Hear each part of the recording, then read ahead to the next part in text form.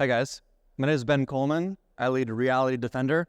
We're a leading provider of deepfake fraud detection tools used by banks, governments, and media companies to detect fake AI-generated audio, video, images, and text. I'm not here to pitch my company. I'm here to talk about the larger world of deepfakes, how we got here, what's happening, and how we're thinking about solving this. So taking a bit of a step back, how did we get here today? How did AI, with majority of phenomenal opportunities to solve medical issues, to solve societal issues, to solve data issues, where did this deepfake side come from? And so there's really been a move toward democratization of AI. On one hand, cloud compute is getting very inexpensive. Anyone in this room could go on Amazon or Azure or Google Cloud and get access to near unlimited amount of compute for just dollars. Now within deepfakes and generative AI, there's over 100,000 tools available online, just a Google search away on your phone, on your computer, on your laptop, that can either take someone's face or voice and make something really entertaining, me as Tom Cruise, me as Drake, or something incredibly dangerous. And the challenge right now is in the lack of regulations. Anybody can take these tools and take any of your voices, any of your faces, a picture from right here, 8 seconds of audio from YouTube or just a recording, and make a perfect voice clone or face clone of you. They can make it say things about your company, say things about a presidency, say things about whether you should get vaccines or not, or as we saw with President Biden, tell people not to vote. And so as we think about deepfakes and generative AI fraud, just throwing out some numbers, LexisNexis CEO forecast over $1 trillion of fraud due to deepfakes in the next year alone. In the US, over 2/3 of companies have had a deepfake attack in the last year as well.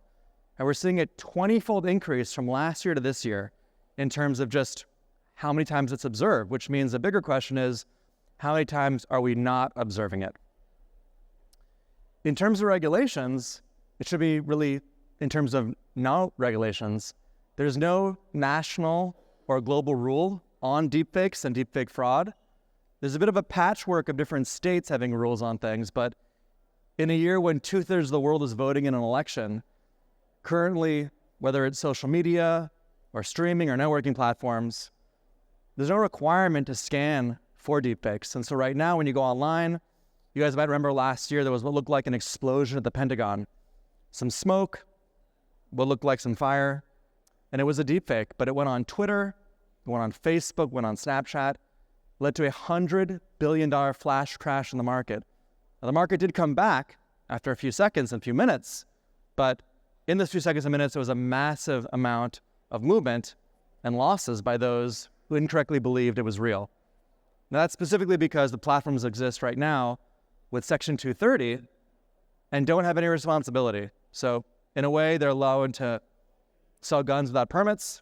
People can create misinformation about an election. We saw in the Slovakian election a deepfake of the president-elect claiming he was going to increase taxes for beer. It was enough to skew the entire election. With Biden, we heard what sounded like Biden sent to all primary voters in Connecticut telling them not to vote. And with COVID, we saw misinformation across all ways, one way or another, regardless of your politics, that again were fake as well. So in the emerging space of deepfake detection, think of it like antivirus software.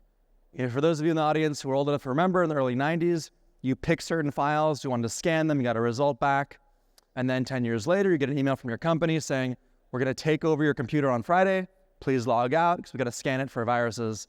But now it's ubiquitous, happens in real time all the time. You only know what happens because Outlook or Gmail block something and say, we blocked this, it has ransomware. We blocked this, it has a virus. We blocked this, it has an APT. Right now with deepfakes and generative AI fraud, it's so early and the compute is still not available everywhere that the onus goes on you to decide whether things are real or fake. And the challenge is, even with a PhD in computer science and computer vision, it's impossible to tell the difference between real and fake. And so just 2 weeks ago, I gave testimony in front of the US Senate Judiciary Committee about what is needed for regulations in the space. And much like crypto and other areas, there's a ton of phenomenal opportunities there. And so we're very much for what can support AI innovation, but in this one small area, there's disproportionate risks.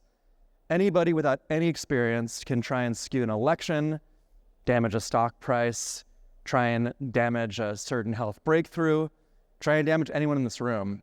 And within deepfakes and generative media, beyond the clear financial fraud, 99% of deepfakes online today are non-consensual pornography.